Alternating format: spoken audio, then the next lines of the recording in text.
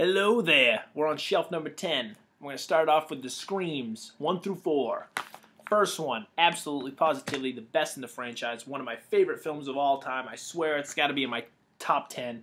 I love this goddamn movie. It's so well written, and the cast knows exactly what they're doing. They're cast perfectly. Wes Craven, one of the best horror film directors of all time. This movie's just so tense, so... goddamn. The last 30 minutes of this in the house at the end is just perfect. Pitch perfect. The opening scene is one of the most tense movie moments, in my opinion. I can't say enough about this movie. I love it. I could watch it again and again. I've seen it so many times as a kid, which is just a weird childhood, I guess. But, I mean, one of my favorites of all time. The second one wasn't as good, but still a damn good sequel. And just pokes fun at how sequels are inferior to the original anyway, and the concept of, copycats and stuff like this, serial killer copycats and whatnot.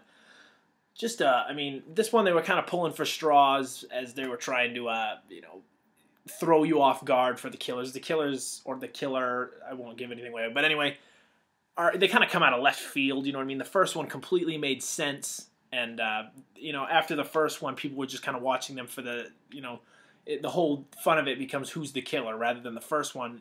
The entire movie is very well made. This one became like who's the killer. But regardless, a great cast, a great script again by Kevin Williamson. Definitely the second best in the series in my opinion. The third one, a lot of people hate the third one. I like the third one. I like them all, but I thought the third one was okay. The cast returns. It's not done by Kevin Williamson. I think that's what hurt it a lot, the script anyway. It's by Aaron Kruger, who did the second Transformers movie, if that's any indication. But it's just not as good. But either way, and the killer, in the end, it just kind of comes like it doesn't really make a lot of sense. But regardless, that's fine. And then there's the fourth one. And the fourth one I was so excited to see because I hadn't seen these in 10 years. A new one anyway in 10 years. I was so pumped to see it. Got midnight tickets, and it just didn't deliver as much as I hoped it would. It was more comedic than the other entries, and but it was just I was glad to see everybody back again and to see the mask and to see the Wes Craven and Kevin Williamson. It's just not as good, but it's definitely worth watching. I'm glad I got it, and I'll continue to love this franchise. And they probably won't do any other ones because the fourth one wasn't as big a commercial hit as they expected or wanted. But I don't care. I like them. I liked them so much that I actually wound up getting the Scream 5 film set. And this one doesn't have the fourth one because the fourth one was released at this time. They released this while the fourth one was in theaters. But this one comes with the first three. But the only reason I bought it was these. It comes with 2 hour-and-a-half long documentaries about the making of the movie and its cultural impact on horror. And I love that shit. That's why I bought it. Next up is Shame. Last year, I mean, there was a lot of talk about Michael Fassbender getting a Best Actor nomination for this, and it's a shame he didn't get one. God damn it, I suck. But either way, basically about a guy's addiction to sex and how it completely ruins his life and how he's seemingly normal to the outside world, but how on the inside he's just completely constantly obsessed with sex all the time. But, I mean, it's NC-17. It's pretty graphic in some places, but not like the jerk off to watch it. It's kind of depressing. Quite a bit it's like depressing sex. So that's never fun. But he delivers one of the best performances I've seen by an actor in the last 10 years. It truly is phenomenal, and he really deserved a Best Actor nomination. I mean, the acting all around is great. Carey Mulligan's good as his sister. They have a very strange relationship in this movie. But the only thing, my minor quibble with it is that the director likes these long takes, these 4 or 5 minute takes, and I love those in movies when they're staged well. But here it just seems like some of them you don't even know that it's 4 or 5 minutes long because they're so inherent to the story. The conversations or dialogue that's happening in between, it's going so fast that you're not necessarily noticing that it's a long take. But then it's other times that there's just these long tracking shots of really, I mean, nothing that really matters to the story. It just seems like they needed 4 minutes to fill in. But it's like, they trimmed 10 minutes of this movie, it would have been so much better. But still, it's a minor quibble. This is a great movie. Like I said, see it alone for Fassbender's performance. It's truly remarkable. Speaking of remarkable, a movie that needs no introduction, it's Shawshank Redemption. One of the best movies ever made. I mean, on IMDb, it's not The Godfather or Citizen Kane or some 1940s, classic. It's this that's voted #1 by people, by users. People who love movies, they voted The Shawshank Redemption the #1 movie of all time. It flopped when it was released back in, 95, 96? 94. Back in 94, it was a big flop. No one really cared about it. It received some Oscar nominations, but it just gained this whole new life on video, and it became like Blockbuster's biggest sale that year. And it's so good. I'm so glad it found its audience, because it's one of the best. And everybody, I mean, has heard of it or knows what it is or have seen it. And if you haven't, you really got to check it out. It's a great movie about the human spirit and how it conquers all odds and all that shit. But it's great. A movie that I was looking forward to, Sherlock Holmes. I love Robert Downey Jr. I like the idea of him playing it, but I don't know. Ultimately, it's very forgettable. The sequel, I haven't seen the sequel. I don't know if I'll get it or not. I probably will, because I'm a sick person and I just need everything. But Guy Ritchie, I'm not that huge of a fan. I liked Rock and Rolla, to be honest, more than I liked Snatch. Things are so fast, and maybe I'm just an asshole. I don't know, whatever. I'm just not really that into them all, but I know he has a very nice visual flair, and his palettes and colors, they're very nice looking. And this was a great looking movie. It just ultimately I found it kind of boring. But either way, Sherlock Holmes, take it or leave it. This movie was much better than I actually anticipated. She's Out of My League with Jay Baruchel. And it's a pretty formulaic romantic comedy plot, but just the moments of raunchy humor and stuff, it kind of offsets the chick flickness of it all. But I mean, it finds a nice blend or marriage of the two, where it's very good for chicks, but also a guy can watch it and enjoy it too. And that's partly because the supporting cast is pretty funny. But I mean, it's pretty well written for a romantic comedy, and ultimately I recommend it. It's not one that I'd rush out and buy, but it's worth seeing. It's funny. Stanley Kubrick's The Shining. Just a great horror movie. Features some of the most iconic lines in cinema history. The darkness of some of the scenes and some of the visuals, the elevator full of blood and the woman in the bathtub, just all these things that have become so iconic now started here. And this movie has got a great transfer. Some really cool special features about the making of on the Blu Ray. I really recommend getting the Blu Ray. The whole hedge maze in the snow, and it's a very visual, grand scale horror movie. Horror movies are kind of considered the bastard stepchild of the genre. Like, most studios don't like. I mean, they like doing them because they know that they can get their profit back. But it's never like they're like, hey, watch this horror movie, we're proud of it. And this was like one of the few horror movies that the company put millions and millions of dollars in it, and it shows. It's a big epic horror movie that we just don't get at all really nowadays, and it's a shame, because I really wish we do, because I love horror movies. This movie, I really was expecting nothing, just this average run-of-the-mill action movie, and it's shoot 'em up. When I saw the trailer, I was really just unimpressed. I just thought, and I'd watch it just because I like action movies. I like Clive Owen, and I love Paul Giamatti and anything.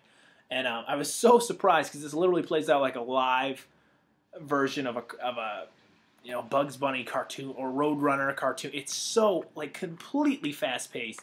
One of the fastest paced movies I've ever seen. It's completely action, action, action. It literally wastes no time. Literally, the opening shot of the movie, the girl walks by with a baby, and then the bad guy comes after her, and the guy's just eating a carrot like Bugs Bunny. He's just like, all right, I gotta fight him. And then that's it. There's no setup. That's literally it. And then it's just fucking action, action, action, action. It's non-stop action, I swear to God. It's only 80-something minutes long, but it's literally all action. Some of the effects are pretty cheesy. They didn't have the budget they should have, or wish they would have. But I mean, some of the action scenes are just so outrageous. He's having sex with a woman while killing it's just absolutely ridiculous. But they play it straight-faced, and I love that about it. But it's really fun to watch. It's one of those movies you should watch with a bunch of guys, and you'll laugh your ass off and have a really fun time. I was just talking about big epic horror movies, and this one is actually the only one I can think of in the past 5 or 10 years, other than maybe Pan's Labyrinth, that's really gotten it's a big ish feel to it, and it's Shutter Island. They got an A-list cast, an A-list director, and they tackled just it's almost like a haunted house story, except for it's on an island, but it's so much deeper than that. I don't want anybody to think it's just a haunted house story, because this is one of the best movies of 2010. I was fucking blown away by this movie. I really was. The ending, the twists and turns, and some of the visuals of it all. I mean, it's Leonardo DiCaprio's performance. It's one of my favorite movies that him and Martin Scorsese have ever done, and it's just absolutely, it's breathtaking. It's one of those. It's really good, really, really, really good. And it's even better on your second viewing when you know the twist, the huge twist that occurs at the end. But the best thing about it is that it makes sense. It's not one of those movies that fall apart after the twist is revealed. Everything still makes sense, and that's what's good about it. I just got this recently, actually. I hadn't seen this in a while. I watched it on DVD, remembered how fucking badass this movie was, and was like, I gotta go get this. It's Signs. A lot of people are just M. Night Shyamalan haters. I liked his first 3. Actually, I liked his first 4. I liked The Village, too. But Signs was one of my favorites he did. I mean, it's just so Hitchcockianly, like, just tense, showing very little of things until the end and whatnot. But I mean, some of the moments in it, and the acting, and I mean, Joaquin Phoenix, I hope he comes back to movies, because he's a great actor. I heard he's coming back this year with a Paul Thomas Anderson movie, so that should be really cool. But just some of the scenes in this, the whole, like, watching it on the shaky video camera the first time you see it, and the hand under the door, and just all these very tense visual moments that and the score to this motion picture soundtrack is amazing. One of my favorites. James Newton Howard did an amazing job on the score of this movie. But just the end and the writing, and how it's almost got an anticlimax, how the highest point of tension that just drops you out. I love that about it. For those of you who've seen the movie, I understand what I'm getting at. But just a great performance by Mel Gibson, and a good movie. Really good movie. Another movie that really just doesn't warrant anything, it's Silence of the Lambs, a movie that should be in every collection somewhere. I hadn't actually seen all this all the way through, as sad as this is, until relatively recently. Like, I'd seen bits and pieces. I knew everything about it, how it ended, what it was about, and I had pretty much seen all the pieces but I just never watched it all the way through. So I had to pick it up on Blu Ray, and I watched it all the way through, and just, goddamn, we need to start making movies like this again. This is the only horror movie ever to receive the Best Picture award. He also won the Best Actress. She won the Best Actress. I mean, we just need to make smart horror movies or thrillers that just, that are award-worthy. You know what I mean? We don't do that. People don't do that anymore. But, I mean, this is just a very powerful look at a serial killer, and then the two sides of serial killers, and how strong, the central female lead, Jodie Foster, and how she overcomes, one serial killer by talking to another. It's just a really cool concept for a movie, but the performances are impeccable. Just a great movie. Sin City, one that looks phenomenal on Blu Ray, by the way. Is this the unrated? There's like a couple different cuts to this. I'm not sure which one this is. Yeah, 2 theatrical, recut, extended, and unrated versions. It's like 4 of them then, I guess. But I really like Sin City. I'm a huge Robert Rodriguez fan, and when Robert Rodriguez and Frank Miller were gonna team up for a Sin City, I was pretty excited, and I was met with my demands were met. I was really impressed with this. Just the whole look of it all. And the stylized nature of some of the violence and whatnot. It looks like it comes right off the comic book page, which is how some comic book movies should be told. And I'm really glad that they went that way with this movie. I was pretty impressed. A movie that I wasn't really impressed with at all. I had just seen 21 Jump Street. I was coming off a Jonah Hill high. I was like, oh, Jonah, you can do no wrong. You are funny. And I had just seen Moneyball, and I was like, oh, Jonah, you are an amazing person. And then I saw The Sitter. And I had seen the preview for this, and it was one of those movies I'd be like, I'd see that, but I wouldn't run out to go buy a movie ticket to watch it. So I was like, I'll just get it when it comes out. I was really disappointed with this. And it's by the guy, David Gordon Green, who did Pineapple Express and Your Highness. A lot of people hated Your Highness. I liked Your Highness more than this, anyway. But this was, I was just really, I mean, it's just people saying vulgar things for the sake of vulgar things, and That Max Records kid from Where the Wild Things Are, he did a great job in that. And this one, I really disliked him. He was just way over, just yelling all the time. And I don't know. Then it tried to be sentimental at the end, and I really didn't know what it wanted to be. And to be honest, I was just I won't get rid of it because I'm an asshole, and I'll just keep everything. But it's not one of those movies I'll watch again. And usually comedies are those type of movies that I can watch again and again and just laugh and have fun, watching it with other people. But this one I was just really disappointed with. It's all right. It has its moments. Most of them are in the trailer. So if you think the trailer's funny, you've probably seen all the funny moments. And then there was also the strange nature of Sam Rockwell's character. For those of you who've seen this, what the hell is he? What does he do? Like, I know he's a drug dealer, but then his drug... So they go to where to buy the drug, or to get the drugs off of him, and then they go in there and just all these guys weightlifting, half nude, and was it a gay joke or what? Like I didn't understand what was happening because it was never fully explained. It was really weird. You have to watch the movie to see, but they go in to like meet him, and then he's like at this office, and it's really clean and clinical, but then there are these weird like. It's so weird because then there's these guys just working out shirtless and it makes no sense at all. A guy on rollerblades who keeps coming. I don't know. It's really weird. I don't know what the hell was happening there. But either way, back on track. It's The Sixth Sense. If you haven't seen this or know the twist, watch it. One of the best twists of the past 20 years. Another horror movie that was nominated for Best Picture, but it didn't get it. But movies like this, we need to start going back to this shit. But great performance from Haley Joel Osment. Is he dead? Not really. I know he's still alive, but I don't know if he should come back or not.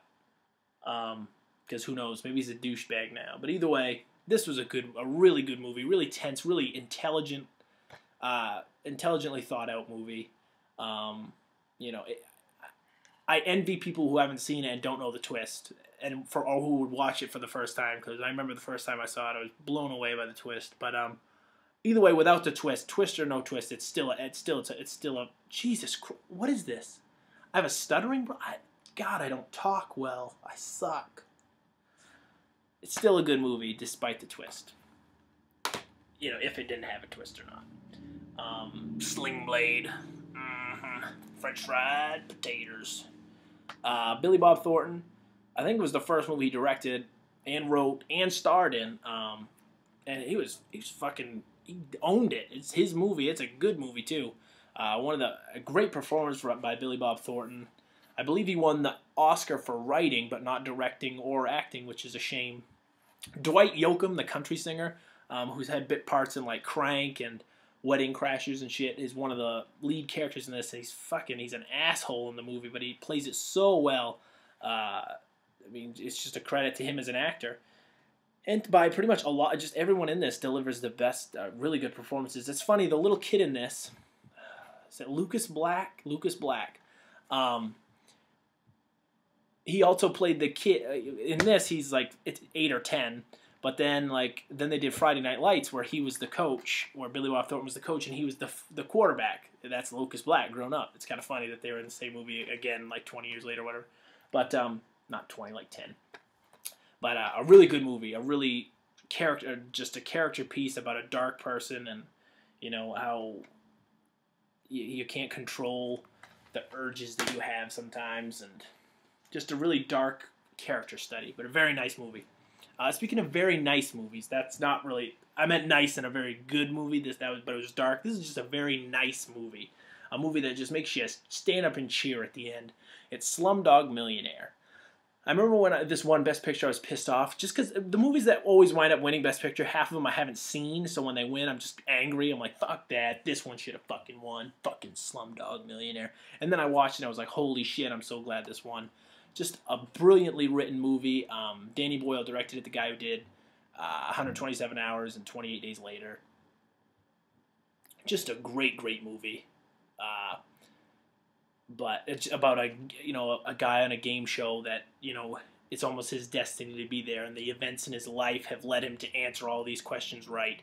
And it's just like a fairy tale, almost like a human fairy tale, but it's so well written, and the performances are great from everyone's an unknown in it. Danny Boyle does a great job filming in this foreign land. It's so good. So good. Social Network, the movie I thought should have won the Best Picture. in 2000. Well, to be honest, I thought Inception should have won, but regardless, this should have won over The King's Speech in my opinion. And that's not because I'm young. It's just because this is a better movie. This was impeccably written.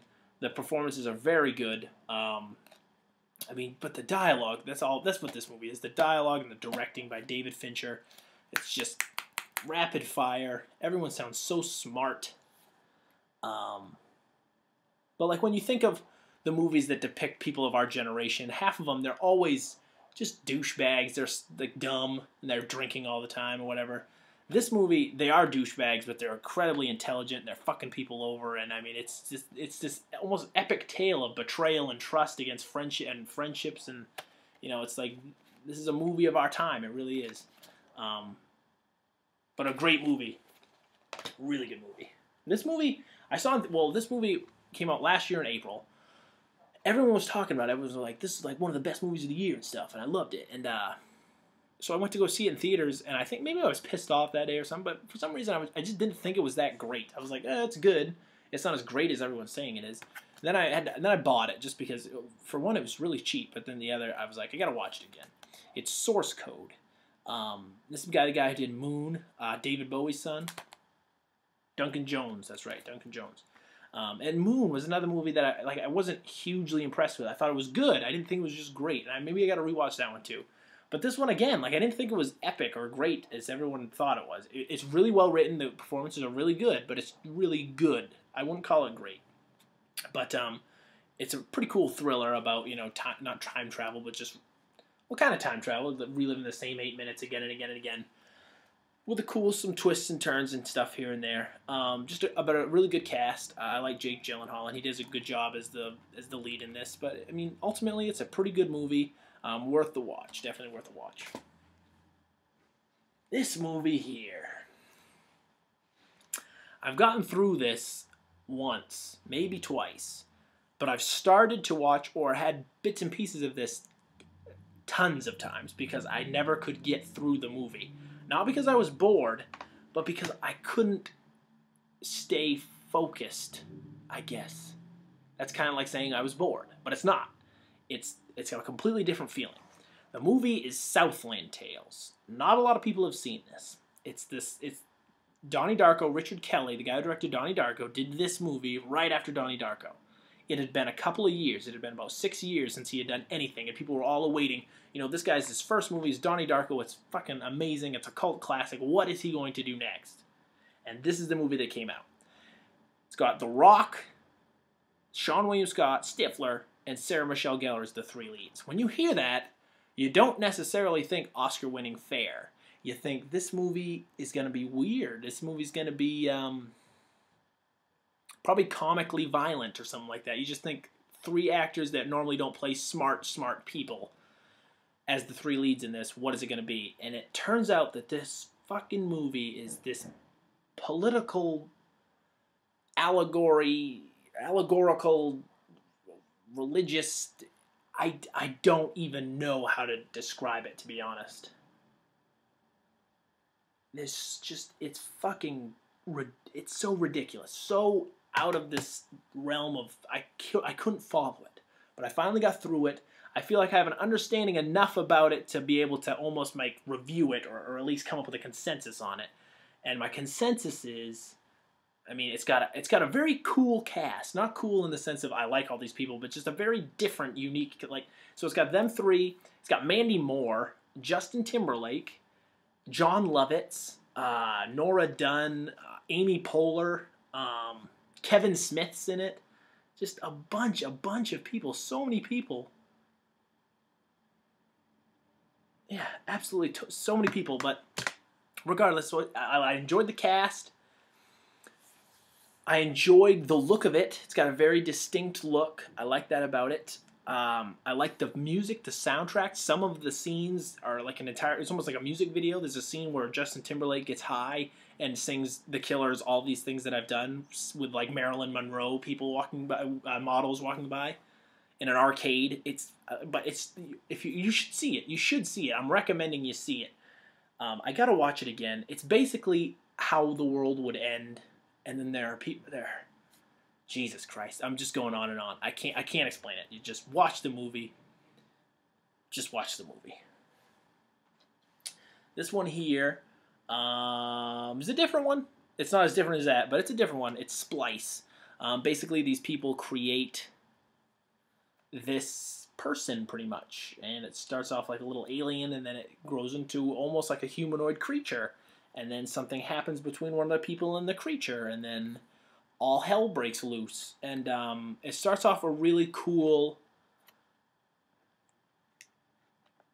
take on ethics and where we're going with, you know, these tests, and, you know, just about the science community, and, you know, where we should go and where we shouldn't go and where we have gone and what we're doing now. It starts off like that, and then it slowly becomes just kind of like your run-of-the-mill creature feature type thing. But some weird shit happens in it, that's for sure. And it is worth a watch. I will recommend it. It's worth a watch.